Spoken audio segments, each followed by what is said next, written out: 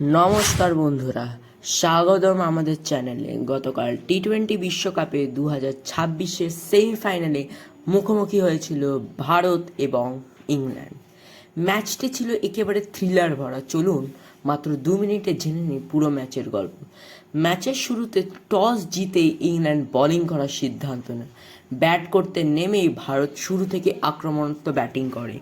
ওপেনাররা ভালো শুরু দিলেও আসল ঝড় তুলেন সঞ্জু স্যামসন মাত্র 42 বলে 89 রানের অসাধারণ ইনিংস খেলেন, যার 4 ও 6-এর বৃষ্টিতে স্টেডিয়াম একেবারে জমে ওঠে। মাঝের দিকে শুভম দুবে কিছু গুরুত্বপূর্ণ রান যোগ করেন।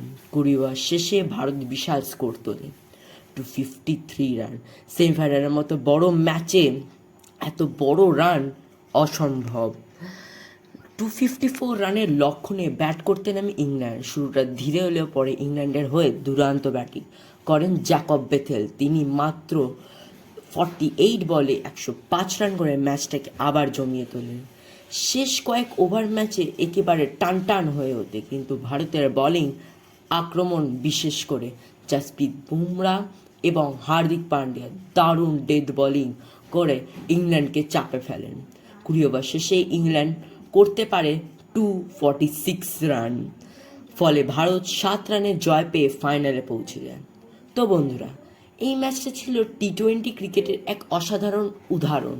ভিডিওটা ভালো লাগলে লাইক দিন, চ্যানেলকে সাবস্ক্রাইব করুন আর কমেন্টে জানাবেন ফাইনালে ভারত জিতবে কিনা।